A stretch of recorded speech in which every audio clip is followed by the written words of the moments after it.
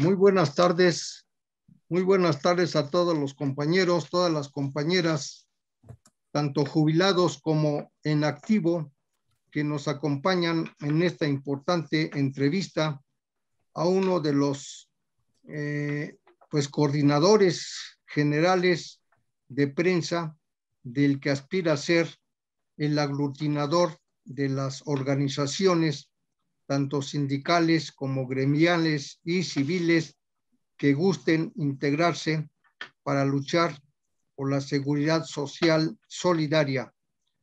Este intento será a través de la integración del Frente Nacional de Defensa de la Seguridad Social Solidaria. Y el día de hoy vamos a entrevistar a la Coordinación General de Prensa de esta importante agrupación, que esperamos en corto tiempo se consolide ya protocolariamente. Por el momento, me voy a permitir presentar al maestro Celso Hernández Rojas, quien actualmente es el coordinador general de prensa de este frente. El maestro Celso es egresado del CCH Oriente. Esto es el Colegio de Ciencias y Humanidades de la Universidad Nacional Autónoma de México. Es miembro de la Comisión de Asuntos Culturales del Consejo Interno de Autogobierno. Licenciado en Economía de la Facultad de Economía de la Universidad Nacional Autónoma de México. Maestro en Urbanismo del posgrado de la Facultad de Arquitectura de la misma universidad. Especialista en Historia Económica del posgrado de la Facultad de Economía.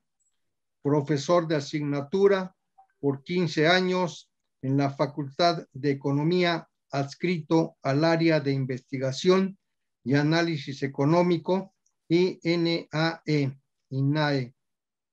Jefe de laboratorios del CCH Vallejo hasta su jubilación a los 31 años de servicios continuos en el año 2012.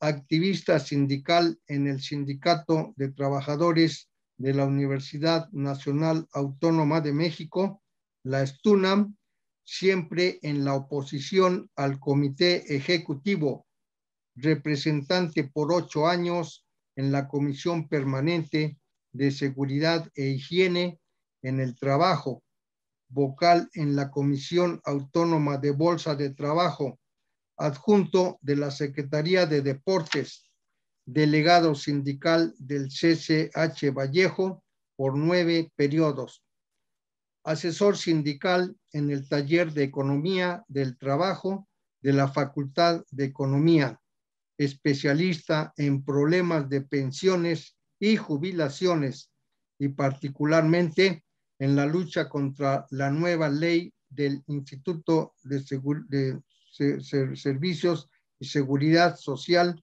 para los Trabajadores del Estado, el ISSSTE, desarrollando diversas campañas, principalmente con los maestros de la Coordinadora Nacional de Trabajadores de la Educación, CENTE, y particularmente con los profesores de la sección 18 de Michoacán.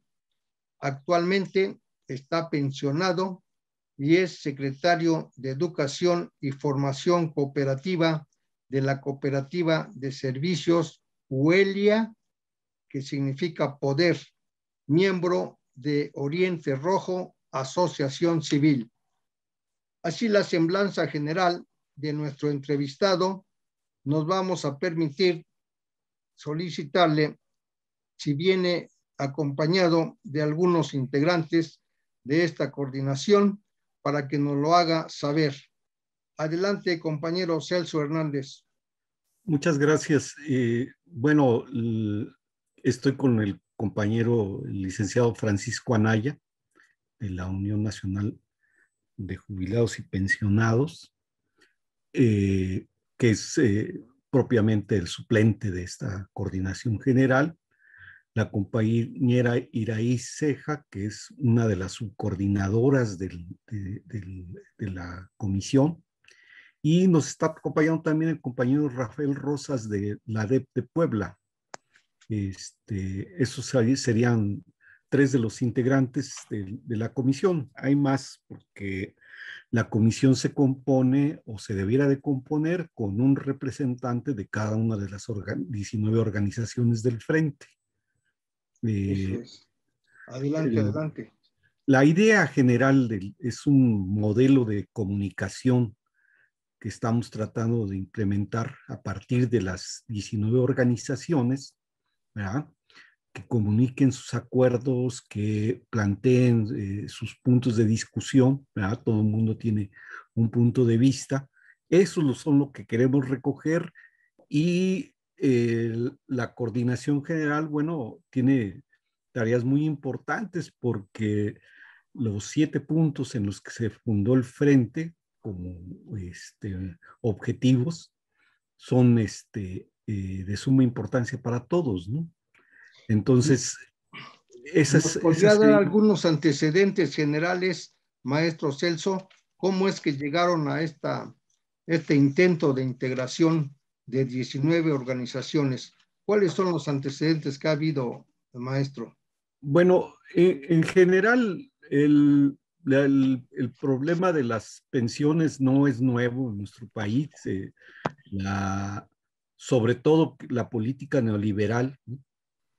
En estos más de 30 años, estuvo orientada a favorecer los intereses de clase de los empresarios. Y esa idea general nos da la idea de que este derecho, que es un derecho que surge por allá en los años 50, en el caso de los trabajadores al servicio del Estado a partir de la formulación de la ley del ISSSTE y de la creación del Instituto de Seguridad Social de los trabajadores del Estado. Esto hace que,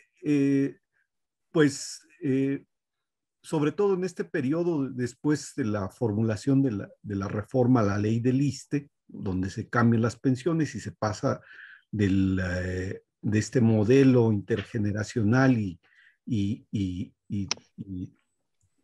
solidario, se pasa a uno de cuentas individuales. Bueno, esto trae como consecuencia el que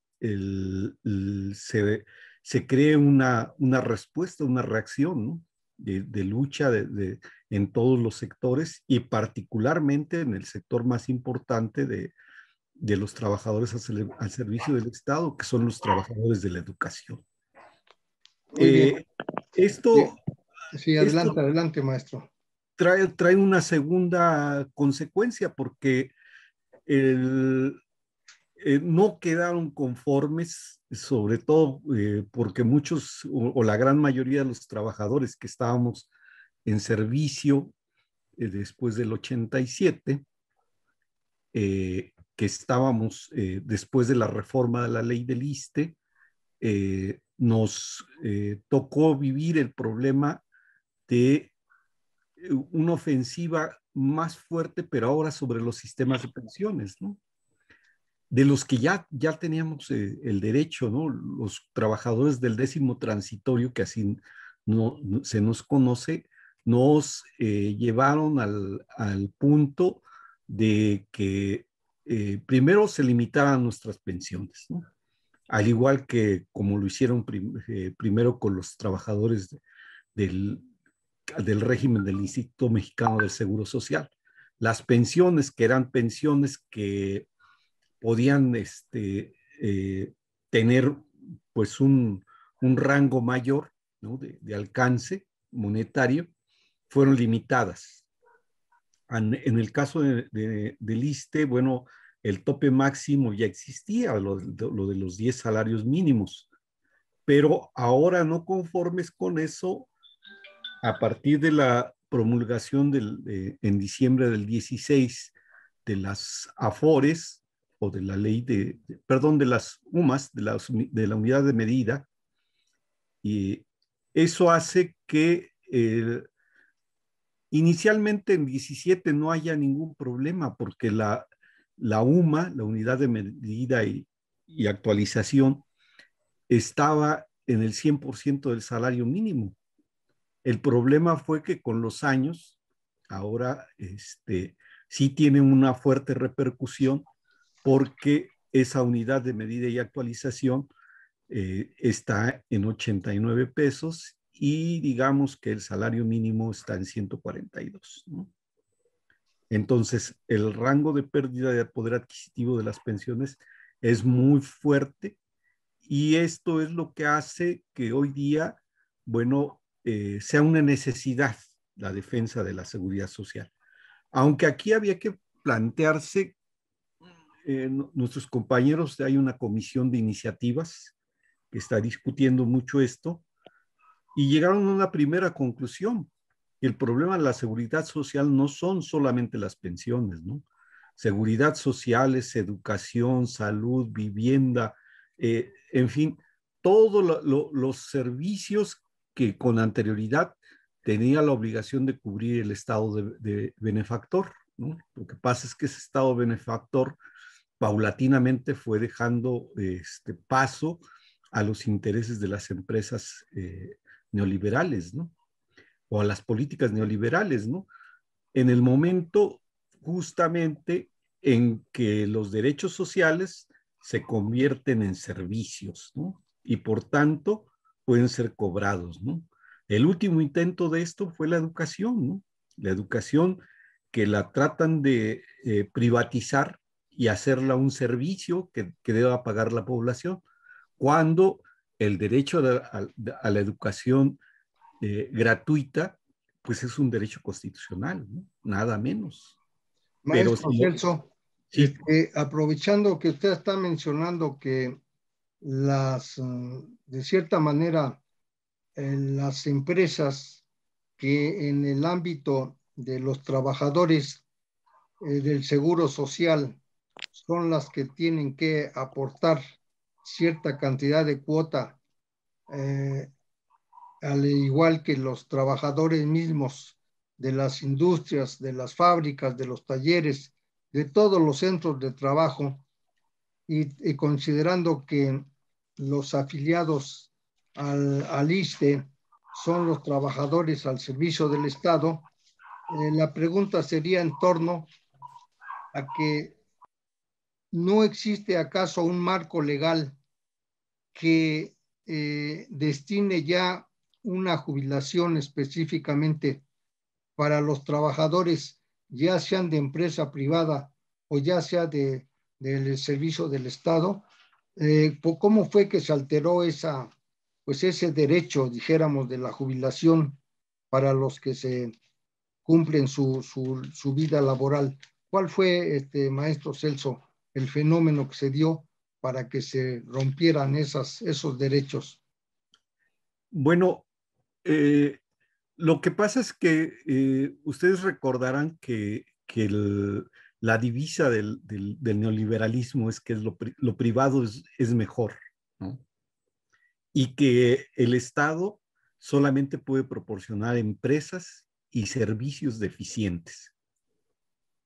Entonces, se supone que la competencia entre las empresas es lo que nos va a hacer mejores, ¿no? Incluso por eso es que no solamente hay una Afore, ¿no? Sino hay 10 empresas, ¿no?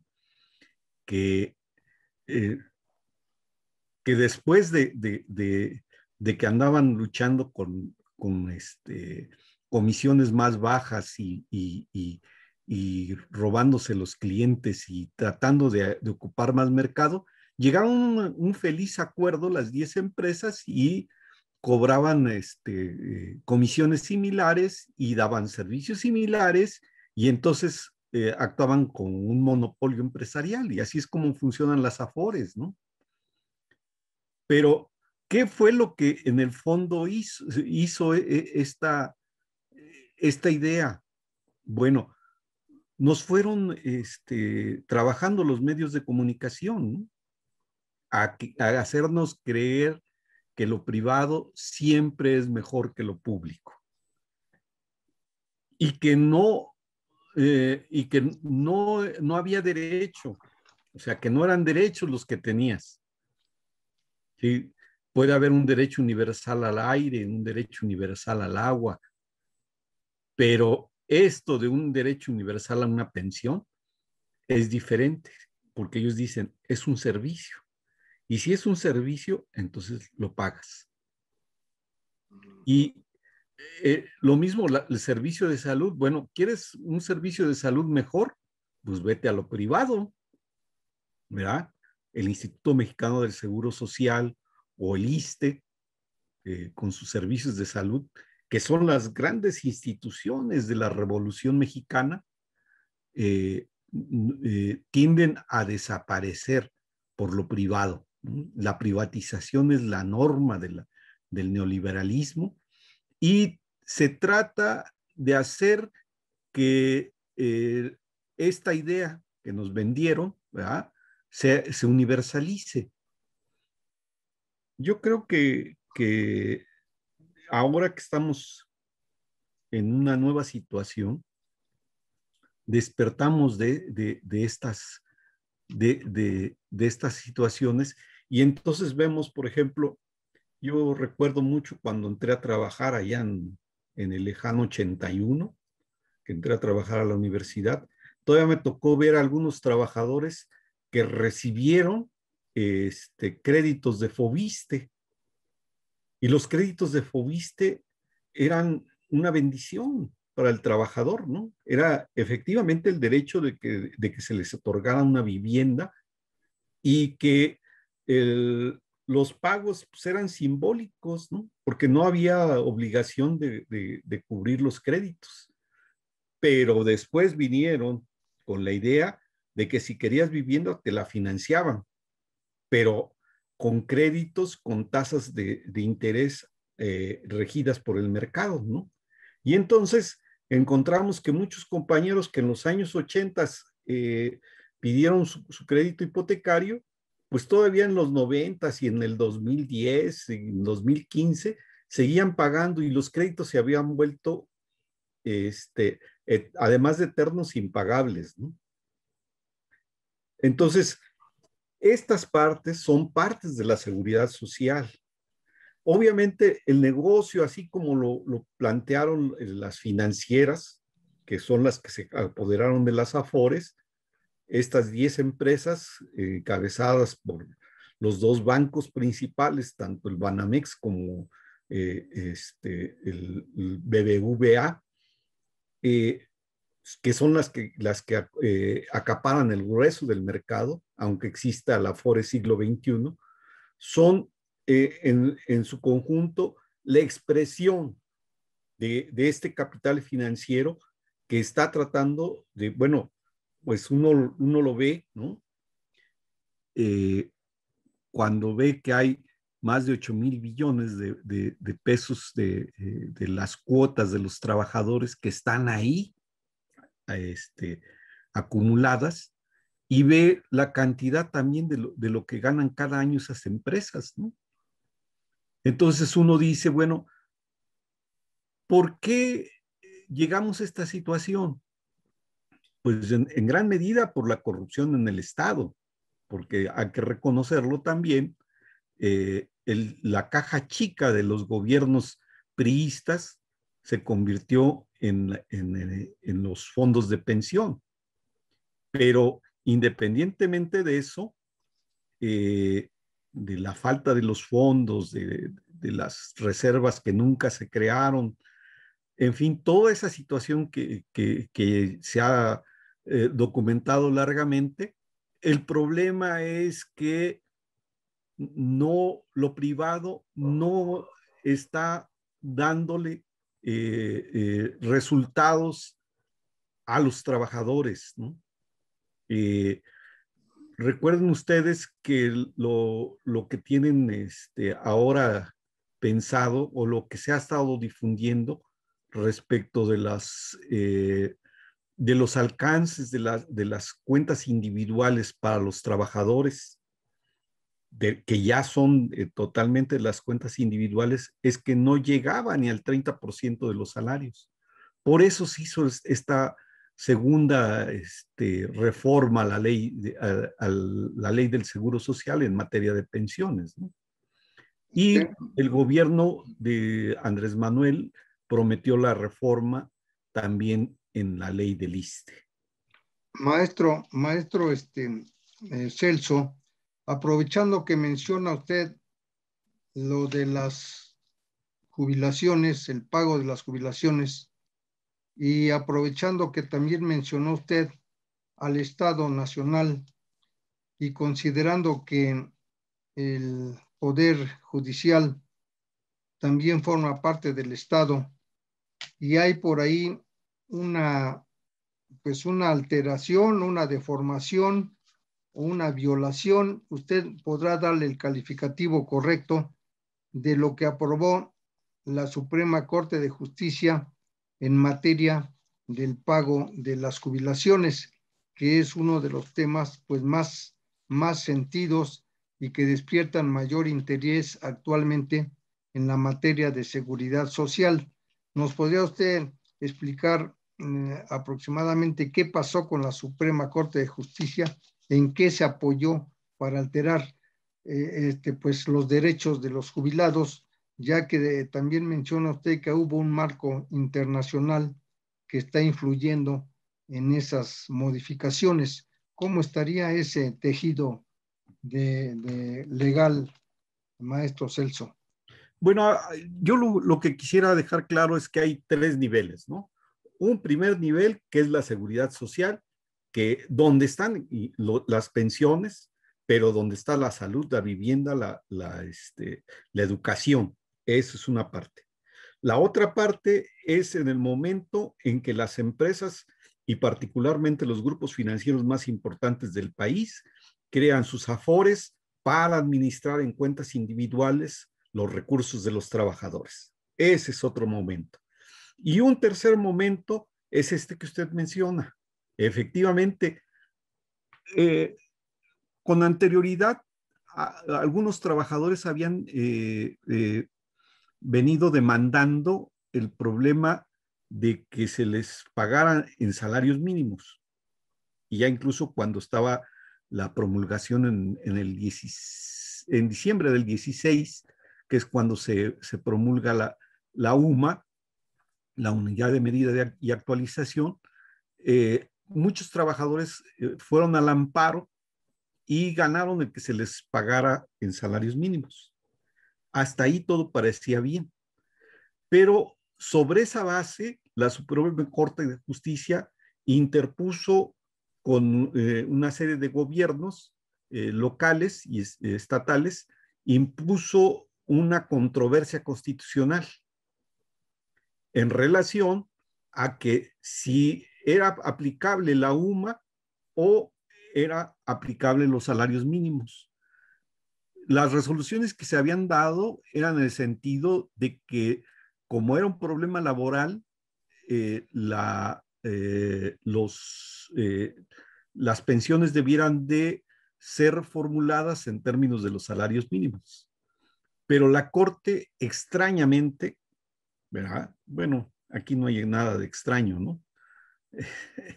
Sino que aliándose con el capital y el gobierno para despojar del ingreso a los trabajadores, se fue sobre las pensiones, ni más ni menos, y eso fue lo que resolvieron.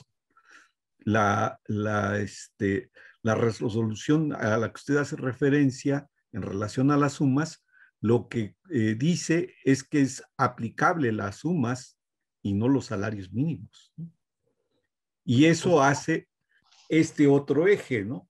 Ya no tenemos ahora solamente que luchar por la defensa de la seguridad social, y ahora tenemos que luchar en contra del capital financiero que tienen las afores.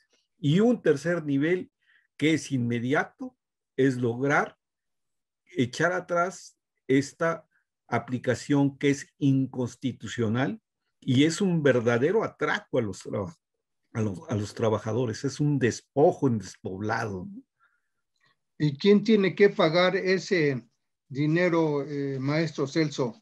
¿Es el presupuesto federal o tendrá que también distribuirse y asignarse ese presupuesto de los estados de la República, porque hay algunos profesores, por referirnos al gremio magisterial, que tienen plaza federal y otros tienen plaza estatal.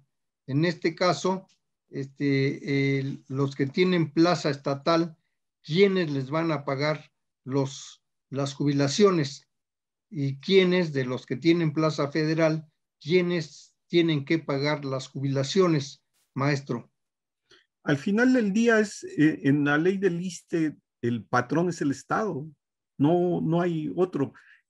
Recuerde usted que nosotros trabajamos para la SEP, para la UNAM, para el Politécnico, para en fin, todas estas universidades, la UPN, el Colegio de México, todos están dentro, perdón, el Colegio de México no, todos están dentro del régimen de seguridad social de los trabajadores al servicio del Estado, el ISSSTE. Y entonces las pensiones no las paga el ISSSTE. ¿Con qué? Con fondos del gobierno, ¿no? Del Estado, ¿no? Okay. Entonces, ahí no hay duda, ¿no? De quién, quién nos paga y a cuenta de qué van. Lo que pasa es que ustedes recordarán que el Estado debió haber constituido las reservas y en todos los años en que no hubo pensionados debió de haber estado creando fondos para que se cubrieran las pensiones. No lo hizo y efectivamente ahora se toma del presupuesto federal, ¿no?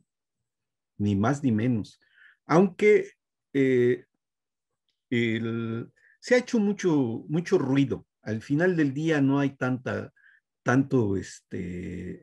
tantas situaciones. Mire, en el ISSSTE, ¿cuántos pensionados hay? 1.200.000. ¿A qué presupuesto corresponde eso? ¿1 billón? ¿1.200.000? ¿1.100.000? ¿Y cuánto es del gasto federal? Bueno, el gasto federal está ahora ya en más de 14 billones, ¿no? Entonces, pues hacen mucho escándalo, pero simplemente del Fobaproa se van a pagar 700.000 millones de pesos, ¿no?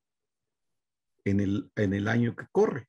Entonces, uno puede decir, sí, es una cantidad considerable. Sí lo es, pero lo mismo los gastos de educación, lo mismo, y el presupuesto lo puede garantizar.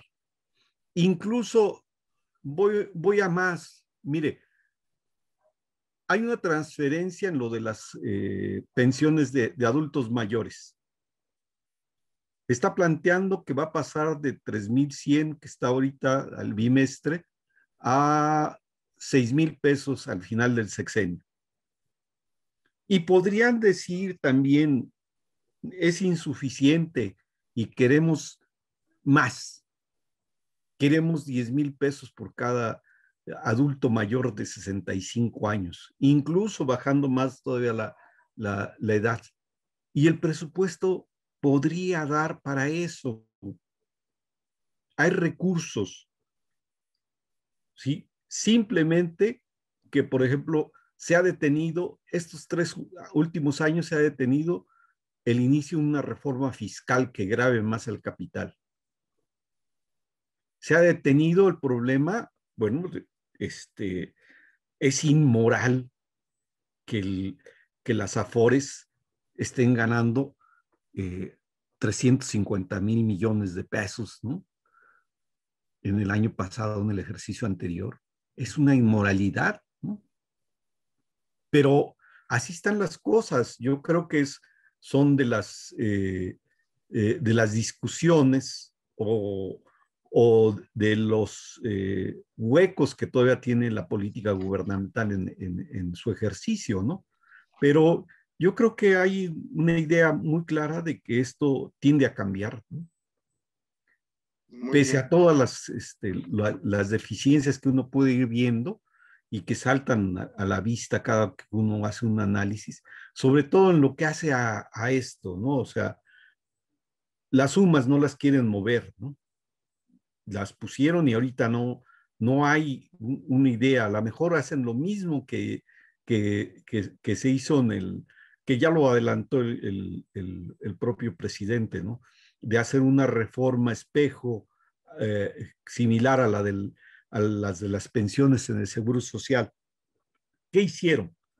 Pues lo único que hicieron fue incrementar el que se pudiera ir la gente y pudiera ir con un poco más de dinero al retiro, ¿no? Pero fuera de ahí no hicieron otra cosa, ¿no? Gustavo Leal, algunos de sus análisis, lo que dice es que lo único que hicieron fue patear el bote, ¿no? Ganar tiempo y dejar que el problema pues siga creciendo, ¿no? Oiga, compañero Celso, Sí. hay muchos obstáculos entonces para lograr la justicia social. ¿Cuáles son las estrategias en dado caso de que este Frente Nacional en la defensa de la seguridad social solidaria se llegue a consolidar? ¿Cuáles serían las estrategias principales para poder vencer estos obstáculos que usted nos está mencionando, maestro? Bueno, eh, lo que tenemos que tener claro es que hay que jugar una política de unidad con todas las organizaciones que están en el terreno, no solamente de la lucha social en el país, sino también en el terreno de las pensiones, en el terreno sindical. Y esto es muy importante porque es lo que nos va a dar la posibilidad de triunfar. Los enemigos que están enfrente, el gobierno, las financieras, los propios, digamos que esta clase neoliberal que está ahí todavía agazapada, ¿no? Son los empresarios. Eso no hay cómo quitárnoslos, si no lo hacemos con una política de unidad y de movilización, ¿no? Yo creo que eso es eso que ha planteado la CENTE como su táctica fundamental, unidad, movilización, negociación, movilización. Yo creo que es muy aplicable a lo que nosotros necesitamos hacer en el frente, primero para acuerpar fuerzas y después para pasar y extender una ofensiva que nos permita ganar. Sí.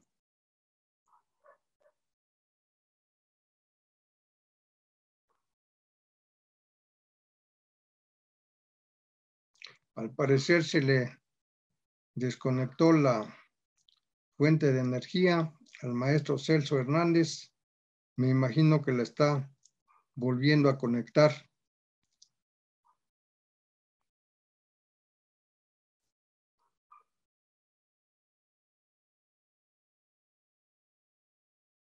Estamos entrevistando al maestro Celso Hernández, quien es coordinador general de la prensa del Frente Nacional en Defensa de la Seguridad Social Solidaria.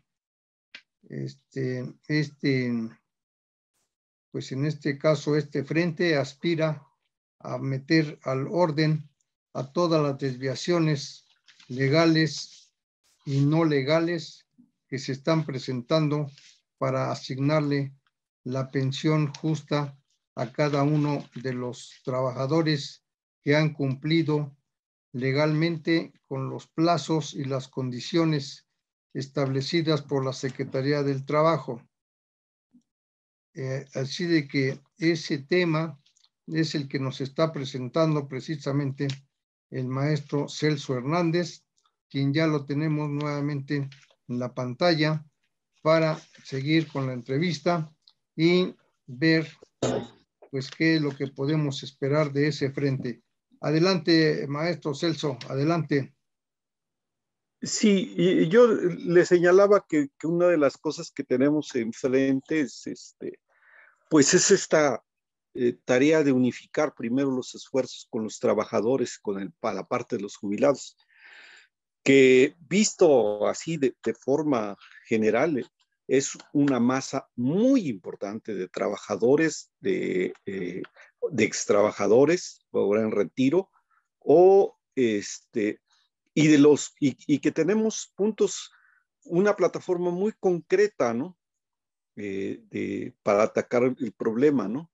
Desde el diálogo, desde la movilización, en estos tres niveles contra las sumas, las afores y por la defensa de la seguridad social, ¿no? Yo creo que ahí están establecida nuestra táctica y estrategia para poder llevar las cosas a buen puerto. Ok, muy bien, maestro Celso. Pues no sé si guste usted dar la palabra a alguno de los integrantes que lo acompañan, que también Sí, forman parte de la comisión no, de prensa. el licenciado Anaya por ahí estará. Sí lo tenemos en la pantalla, al Sí, licenciado a ver si, Francisco Anaya. si nos hace el favor de dirigirnos unas palabras ahí. Él fue realmente uno de los más importantes creadores de los principios y de estos 7 puntos que están enarbolando el frente. Licenciado Francisco Anaya, el compañero Celso le da a usted la palabra, me imagino, para abundar sobre los planteamientos de la entrevista o sobre el tema que usted considere más urgente sobresalir en esta entrevista. Adelante, licenciado. Claro que sí, muchas gracias. Agradezco la atención, maestro Buffer, la invitación a esta conferencia. Bueno, de hecho, el compañero Celso ha abordado ya la mayor parte de temas que en un momento dado nos podrían interesar. Lo importante sí es destacar lo siguiente. Como ustedes saben, y yo quiero aquí hacer hincapié, la mala interpretación que el gobierno ha dado a ciertas situaciones, principalmente con la ley de Luma. La ley de Luma se crea con un espíritu jurídico que es beneficiar al contribuyente. Es decir, que en un momento dado desindexa el salario, ¿sí?, de las multas, recargos y todas las demás obligaciones que tiene el sujeto fiscal en relación al gobierno. Como ya lo mencionó, en el año 16 no hubo ningún problema, puesto que Luma tenía el mismo valor que el salario. Pero a partir del 2017 se empieza a despegar, y no se diga en el 2018, 19 y 20, en donde, bueno, podemos en un momento dado constatar que actualmente pues, el salario mínimo tiene un valor de 141 y el Luma tiene un valor de 89 pesos. El problema fundamental fue o es que el gobierno toma las pensiones como una obligación fiscal, ¿sí? Y en ese sentido es por lo que genera este problema de querer aplicar, dice, como yo pago pensiones, yo tengo la necesidad de que las pague yo en UMAS. Y entonces viene un problema grave, porque viene a afectar pues la economía, tanto de los trabajadores como de los jubilados. Entonces, en este tenor, nosotros, antes de que conformáramos el Frente Nacional, nosotros participamos, como ustedes saben, en la Coalición Nacional de Jubilados y Pensionados, profesor Elpidio Domínguez Castro, que viene trabajando desde el año 2000. Y en el año del 19 tuvimos una entrevista precisamente con los ministros de la Suprema Corte de Justicia de la Segunda Sala, en donde nosotros les expresamos que no era legal que en un momento dado se quisiera establecer la UMA como parámetro para calcular las pensiones. Da risa de veras a veces que siendo los pues, máximos exponentes o interpretadores, vamos a llamarles, de las leyes, tengan unos argumentos muy pobres, ¿no? Nos decía, recuerdo el ministro Ponitac, que qué tal si al rato el Luma valía más que el salario mínimo. Fíjense nomás qué barbaridad, ¿no? Y por otra parte, concretamente nos dijo que el respetar el salario mínimo para el cálculo de pensiones iba a traer como riesgo el quebranto del ISSSTE en términos concretos, ¿sí? Que el ISSSTE se iba a descapitalizar y por lo tanto al rato no iba a tener ni para pagar las pensiones, menos para mantener los hospitales. Así fue, esas fueron las... Y por ahí tenemos la grabación, ojalá y la podamos rescatar, por ahí tenemos la grabación que sacamos de esta visita a la Suprema Corte. Entonces, bueno, nosotros les hicimos ver que nosotros no éramos los culpables de lo que se había dado en el pasado, ¿no? De la descapitalización de los fondos de los ahorros, de los trabajadores, porque estos se habían utilizado para todo, menos para el objetivo fundamental. Y le hacíamos mención de que se habían destinado para gastos de campaña, gastos de imagen, proyectos pagados y no cumplidos, una serie de situaciones. Y él, pues en cierta manera, o ellos en cierta manera nos decían, bueno, es que eso ya pasó. Pues sí, ya pasó, pero ahora los que estamos pagando las consecuencias somos los trabajadores y somos los jubilados. Entonces, en ese sentido, sí, esa fue principalmente la razón por la cual en un momento dado salió esta jurisprudencia. Claro, como lo decía el compañero Celso, con ayuda creemos que es el director general del ISSSTE, que fue el que presentó la controversia y que da origen a que en junio se dé la jurisprudencia donde se establece que las pensiones deben ser calculadas en UMAS. Ahora, lo grave, y por eso se dio la lucha desde antes del 17, porque ilegalmente el ISSSTE a las personas que se iban jubilando, se les aplicaba ya el UMA, ¿sí? Se les aplicaba y como decía el compañero Celso, y nosotros lo vivimos también, la mayor parte de demandas que se llevaron a cabo antes de la jurisprudencia, se le ganaron al ISSSTE, ¿no?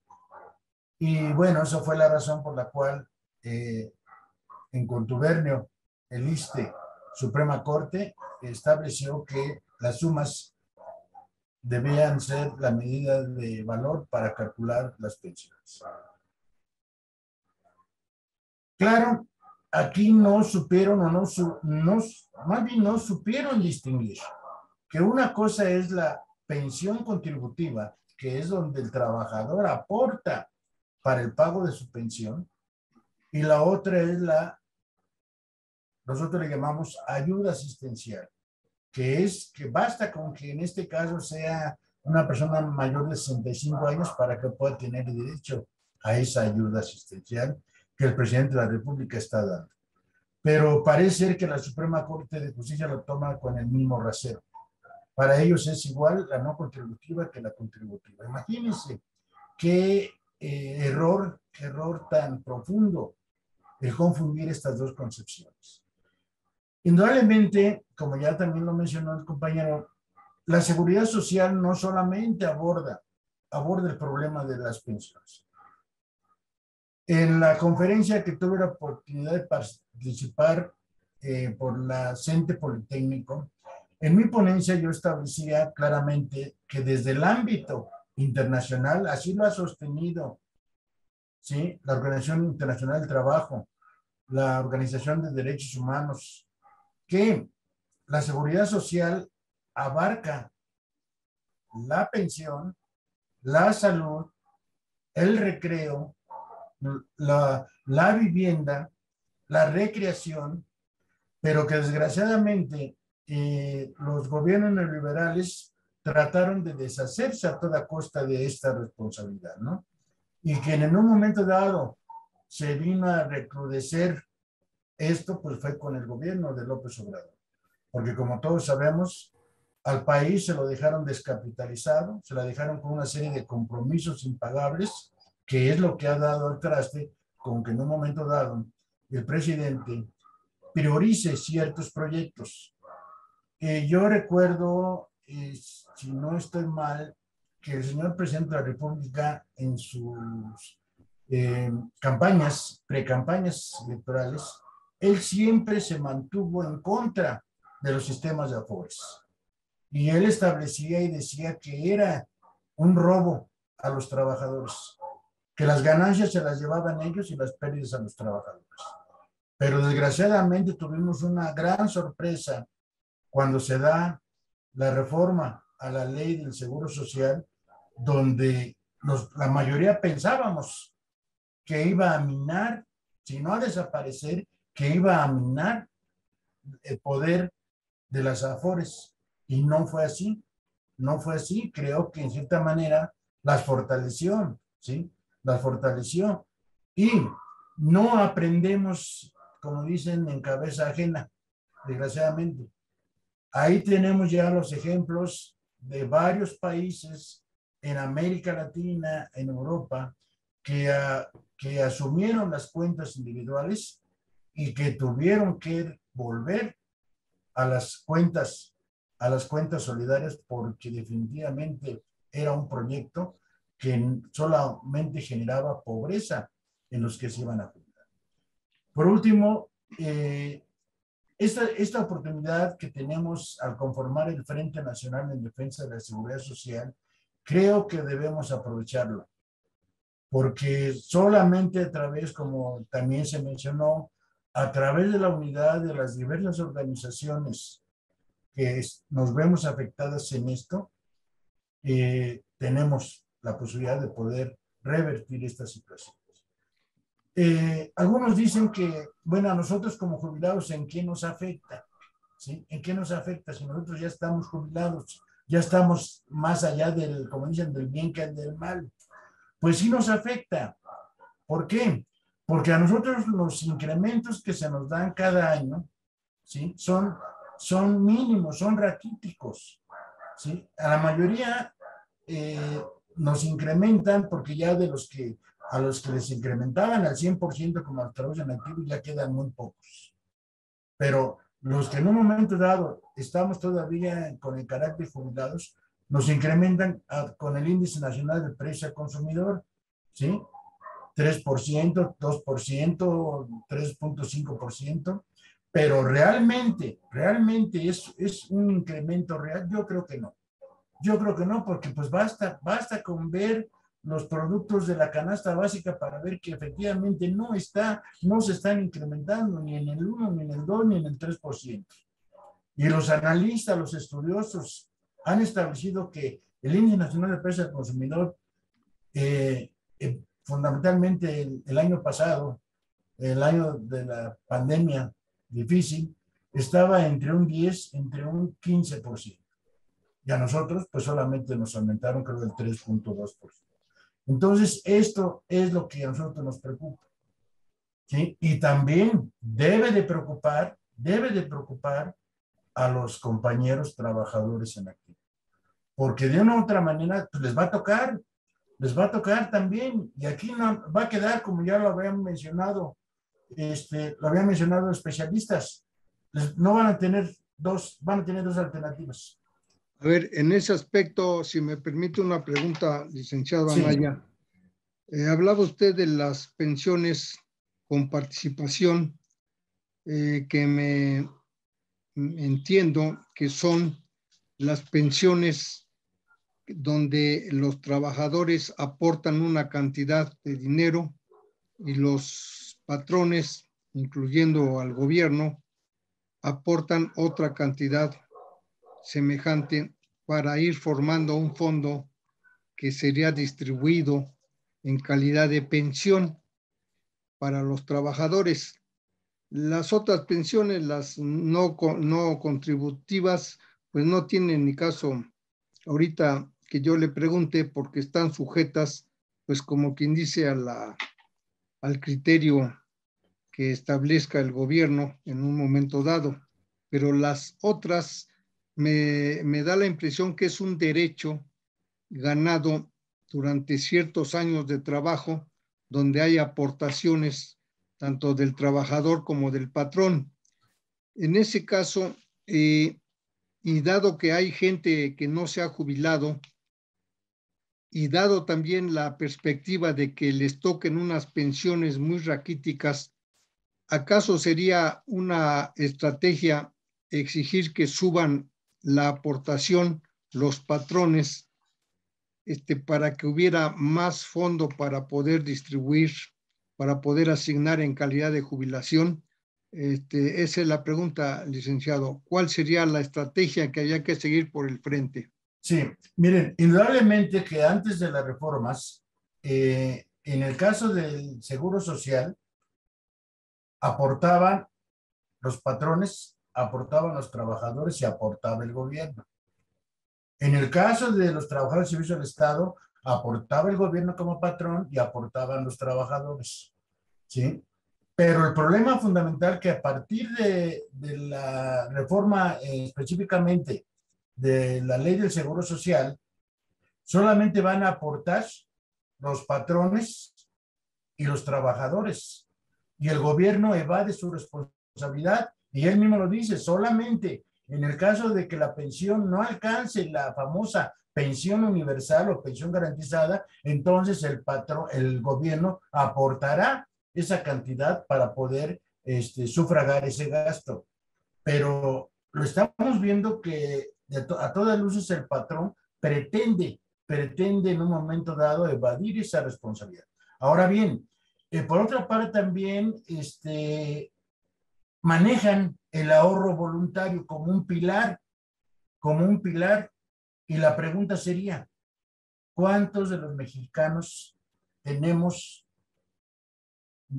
la capacidad de ahorrar para nuestra jubilación? Yo en términos generales considero que si el trabajador es consciente, debería de permitir, al fin y al cabo esto lo va a gozar al final de su vida laboral, en un incremento a su aportación, ¿sí? En un incremento a su aportación. ¿Por qué? Porque ahorita, en este momento, el que se jubila no más con un 40% de su salario real, ¿sí? No más. Entonces, según los estudios que se han hecho por parte del CIS y otros investigadores, es que sí habría la necesidad, por un lado, de poder incrementar un poco más vamos a llamarle la cotización del trabajador, pero en esa medida también el patrón, que en este caso el gobierno para los trabajadores de servicio del Estado, tendría que aportar más, ¿no? Entonces, aún así, la tasa de reemplazo estaría entre un 70 y un 80%, según los investigadores, según estudios que se han realizado por investigadores. Entonces, en ese sentido, bueno, lo hemos visto no sé, ustedes estuvieron presentes en el foro que hubo hace unos días, estuvieron presentes en la exposición del libro del doctor Carmelo Lago, donde definitivamente la situación de las pensiones es una situación muy, muy difícil, que solamente a través, ahora sí que, como ya lo mencionaba el compañero Celso, a través de la negociación, podremos echar adelante, ¿no? Por ahí había varios criterios que en un momento dado, pues, no están nada descabellados, ¿no? En el sentido de que habría la necesidad de ver con lo que se paga de intereses, poder en un momento dado volver a recapitalizar el fondo de los trabajadores, ¿no? Pero pues eso depende del gobierno, ¿no? Entonces no sé cuál sea la voluntad, pero en relación a los trabajadores sí está complicado el asunto. Y repito, pues solamente a través, queremos, de la movilización de todos los compañeros que estamos afectados en esto, podamos por lo menos ver alguna ventanita en este túnel tan oscuro. Ese es mi comentario, maestro. Muchas No sé gracias.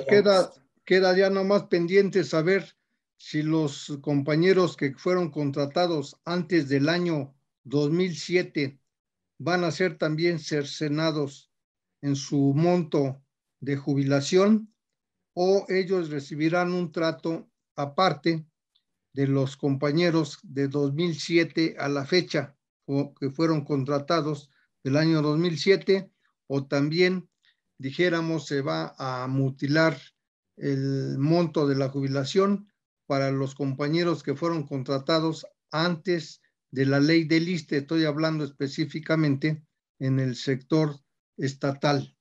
Sí. Bueno, aquí yo tengo el siguiente criterio. La ley del ISSSTE, acuérdense ustedes que se reformó en el 2007. Uno de los salvoconductos que se dio por la infinidad de amparos que se metieron en contra de esta ley, se creó el artículo 10º transitorio, donde la mayor parte de los compañeros nos adherimos a este régimen y todavía fuimos los que en cierta forma gozamos de una pensión a 10 salarios mínimos y una pensión vitalicia, ¿sí? Esto es que en caso de muerte de alguno de los jubilados, la pensión íntegra pasaría a manos de su viuda, o en este caso de sus hijos menores, que ya no los tendríamos, verá la mayor parte de nosotros. Y el otro régimen es el de cuentas individuales. Como ustedes, no sé si ustedes recuerdan cuando se le hizo promoción a esto de las cuentas individuales, donde se decía que se les iban a dar cuántos millones de pesos al contado y se les iba a dar la otra cantidad como pensión. Pero ¿cuál es el resultado real de esto? En primera, ni fueron millones, ¿sí? Ni fueron millones. Sino sí les dieron, me consta, les dieron una cantidad, no sé, 500,000, 600,000 pesos. Y la otra parte se la prorratearon en los años que le quedaban de vida, ¿sí? Usted va a vivir más o menos 70 años. Por lo tanto, con lo que a usted le alcanza, a usted le va a tocar una pensión de 5,000 pesos mensuales. Pero ¿qué es lo que sucede realmente? Si la persona vive más de 70 años, ya no tiene derecho a esta pensión, sino que ahí sí entra la famosa pensión universal, que son los 3,200, 3,400 pesos mensuales, ¿sí? Entonces ahí se acabó. Y por otra parte, la viuda tampoco alcanza ya esta pensión. Si acaso va a alcanzar la pensión universal, y si bien le va. Entonces, esta es la situación, y lo digo con conocimiento de causa. Yo, como presidente de la Asociación de Jubilados y Pensionados de Colegio de Bachilleres, me llegaron varios compañeros maestros que habían tenido el error de que, a pesar de haber tenido el derecho de irse por el 10º transitorio, ahora sí que se fueron con el canto de las sirenas y se fueron por cuentas individuales. ¿Y qué fue lo que le pasó? Que siendo que tenían derecho a 10 salarios mínimos, ¿sí?, les dieron sus 600,000 pesotes, pero les dieron su pensión de 5,000, 6,000 pesos mensuales, ¿sí? Así se las manejaron. Entonces, en ese sentido, los compañeros que ya están sujetos a cuentas individuales son precisamente los que están saliendo más afectados, porque ellos, repito, se les acaba su pensión, ¿sí? Son las famosas pensiones, ¿cómo les llaman? Individuales, ¿sí? Se les acaba su pensión y entonces tendrán que vivir de la misericordia del gobierno a través de la famosa pensión universal. Esto es como yo veo esta situación. Y por último, veo la situación aquí, por ejemplo, al trabajador no le queda más que de dos sopas, como dice, o se muere trabajando, ¿sí? O en su defecto se resigna a una vida de pobreza, porque con la pensión que le va a corresponder de un 30 a 40%, pues no creo que le alcance para vivir, ni menos mantener a su familia. Es cuanto, maestro. Muchas gracias, licenciado Anaya. Pues vemos que el Frente tiene grandes cosas que hacer, tiene grandes esfuerzos que realizar en beneficio no solo de los jubilados, sino también de los compañeros en activo. De ahí la importancia de que este Frente se llegue a consolidar efectivamente. Vamos a finalizar preguntándole entonces al maestro Celso, ¿cuándo cree que pueda llegar a consolidarse ya este frente propiamente dicho? Ya que existen, por lo que nos hemos enterado, hicieron dos actividades, una el 18 de marzo y otra el 1 de septiembre, participando sindicatos, algunos muy fuertes como son el sindicato de la Universidad Nacional Autónoma de México, el sindicato de la Universidad Autónoma Metropolitana, Colegio de Bachilleres y hasta el sindicato de policías de la Ciudad de México estuvieron participando en esos eventos. Desde luego que pues yo quisiera saber, para ir finalizando la entrevista, ¿qué fecha considera, maestro Celso, que se pueda llegar ya a tener este gran frente unificado y protocolizado y sobre todo ya en acción? Porque como nos están diciendo, hay muchas cosas que hacer y sí hace falta empezar a las de ya. Adelante, maestro Celso. Sí, mira, bueno, primero nosotros nos estamos organizando y mentalizándonos que esta lucha es una lucha larga, ¿no?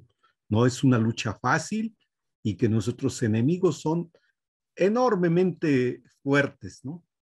Pero nosotros somos más, mucho más, y esta organización es precisamente la que nos puede llevar al triunfo.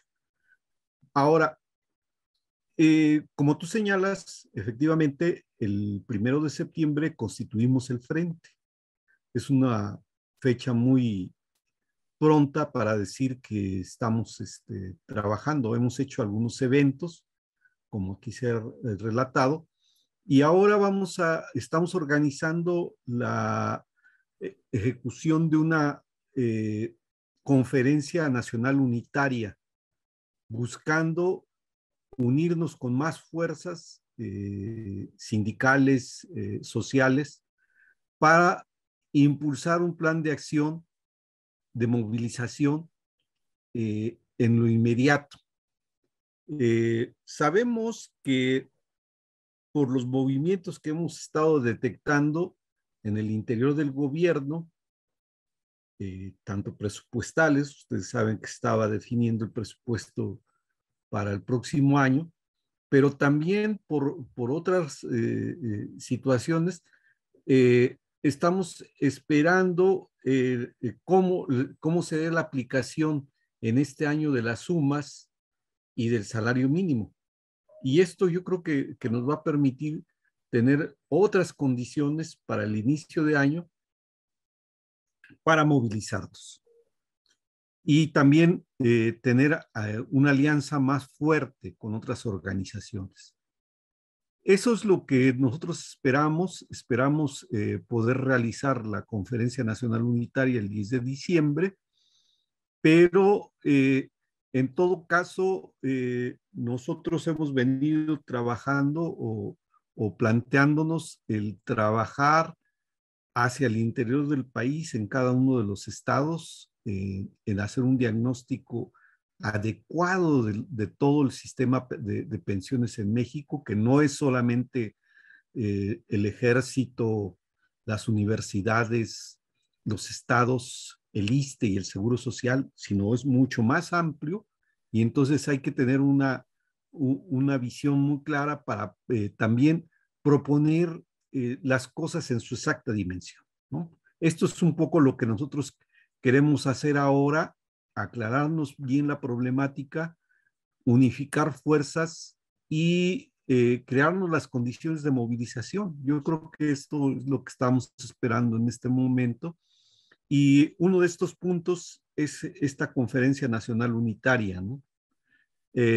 Sin embargo, yo creo que la otra es la convicción, ¿no? La convicción de que no es una lucha corta, no va a ser con irnos a tomar un café con el presidente y su gabinete. No creemos que esto va a resolverse así, sino tiene que ver mucho con la movilización social, con desplegar nuestras fuerzas, con crear iniciativas de ley, con ir caminando con otros esfuerzos que nos permitan tener la claridad de que necesitamos cambiar las cosas en este país. No hay de otra situación. La situación social en la que vivimos en la actualidad, es cierto, es mejor a la que teníamos con los gobiernos neoliberales en materia de libertades sociales, en materia de poder movilizarnos, pero también, hay que decirlo, no se ha tocado el poder del capital. El poder de los financieros, el poder de los neoliberales está ahí intacto, y hay que modificar las cosas para que los trabajadores o todos los pensionados o toda la población tenga unas mejores condiciones. Y yo vuelvo a repetirlo, nuestro punto de vista sobre la seguridad social es que no solamente es el problema de pensiones, es el problema de vivienda, de la salud, de la educación. Estos servicios, estas condiciones de vida que nos da ser mexicanos, ¿no? Que tenemos por derecho ganado al ser parte de este país. Algunos dirán, es el sentido de la patria, sí, es cierto, y es el sentido más profundo de que el ser humano pueda ser feliz y pueda gozar de la riqueza social que genera. Gracias. Muchas gracias, compañero Celso. Para despedir la entrevista, sí me gustaría que presentara o les dé la palabra para que se presenten ellos al equipo de acompañantes que vino con usted y que forman parte también de la coordinación de prensa. Parece que hay algunos compañeros aquí. No sé si gusta usted presentarlos para Tenemos que a nuestra compañera Iraí Ceja, que es nuestra subcoordinadora, y también una de nuestras dos subcoordinadoras, la otra es nuestra compañera Linda Domínguez, que son las dos subcoordinadoras de medios impresos y de medios digitales. Y está nuestro compañero Rafael Rosas de la DEP de Puebla, que es parte del equipo de trabajo. La idea fundamental de nosotros en la comisión es convertirnos en un equipo de trabajo que pueda crear un modelo de comunicación que permita llegar a los medios tanto impresos como digitales a los miembros del frente, ¿no? No sé si ustedes, compañeras, quisieran dar un saludo corto, porque creo que Valfred está cerrando la sesión. Pues a mí me gustaría, aparte de darles un saludo, dar unas pequeñas palabras, unas breves palabras, espero que sean breves, invitar a todos los compañeros en activo que se unan al frente, porque lamentablemente, como decía el compañero Celso, no tenemos varios enemigos, ¿verdad? Pero entre ellos creo que el enemigo más fuerte somos nosotros mismos, la apatía, y la falta de unidad, que no, sobre todo compañeros que dicen que no nos va a afectar a los activos, compañeros que dicen que no les afecta a los jubilados. O sea, ese tipo de frases, ese tipo de comentarios hacen que no haya una unidad.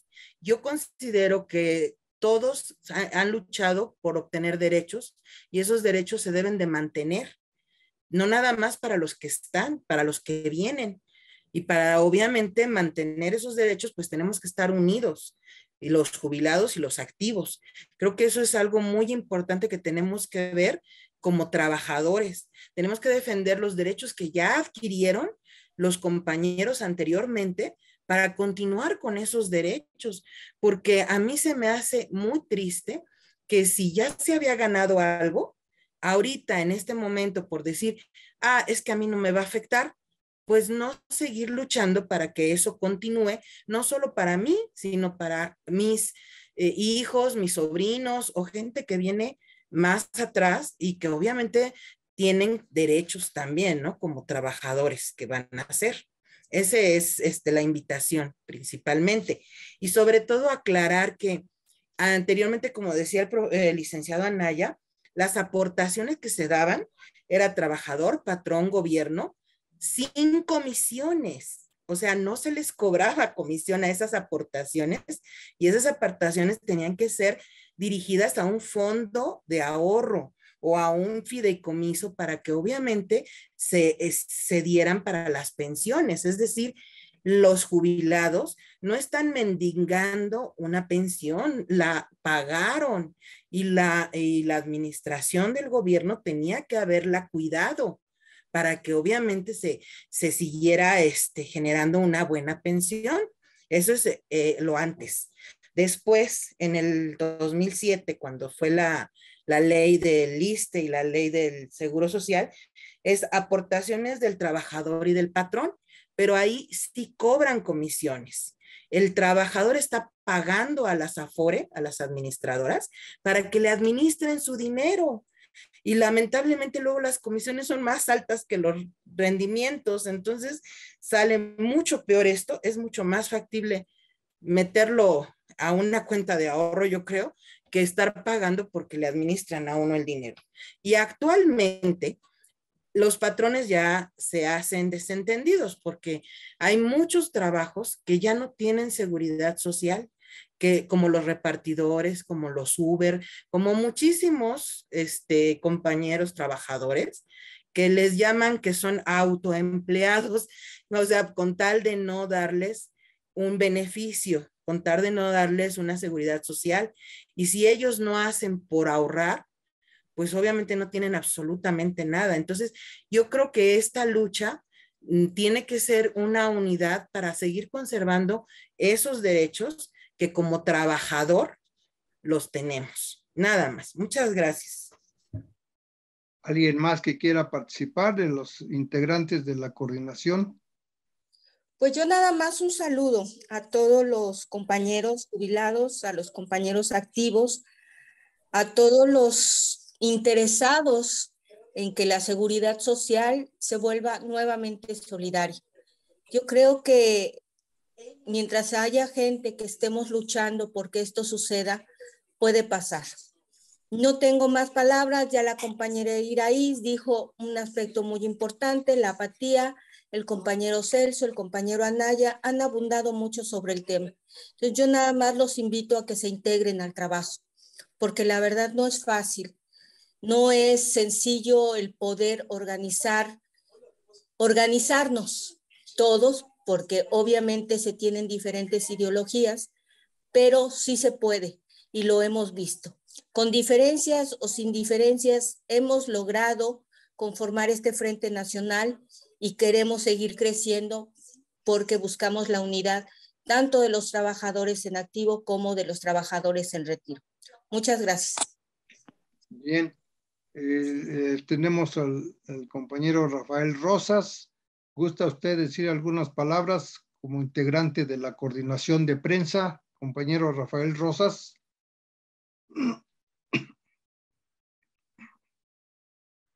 Adelante, tiene su micrófono apagado.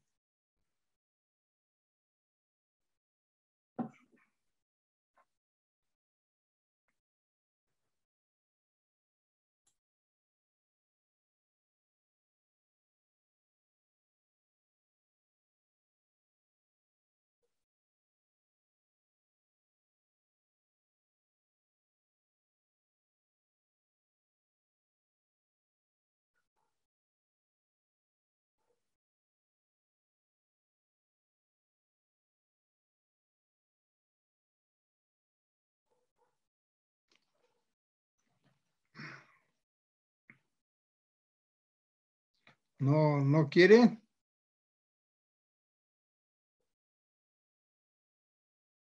Bueno, pues entonces no resta más que agradecer a nombre de la revista México Educativo esta entrevista a la Coordinación General de Prensa del Frente Nacional en Defensa de la Seguridad Social Solidaria, una integración en la cual muchos trabajadores, muchas trabajadoras tienen la esperanza de que pueda rescatar los derechos de la jubilación, así como otros derechos como son la educación, el transporte, etcétera, etcétera.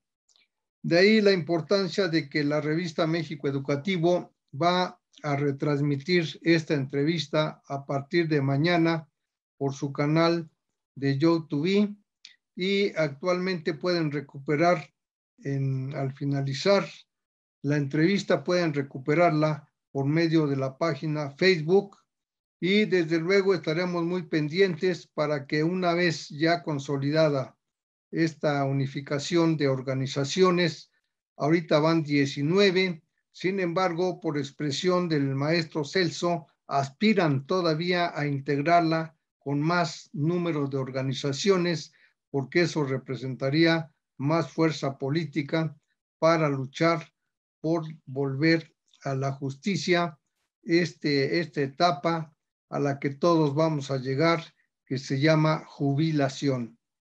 Así las cosas, pues esperemos que pronto nos den noticias, maestro Celso, el maestro Anaya, le agradecemos también su participación y a los compañeros que nos estén mirando por la página Facebook, a los compañeros que están aquí presentes, el compañero Miguel Vergara, la compañera Delia, y pues serían los que aparecen por el momento aquí en la pantalla. Les agradecemos también su presencia y nos estamos en contacto.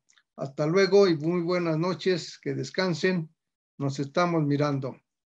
Buenas noches.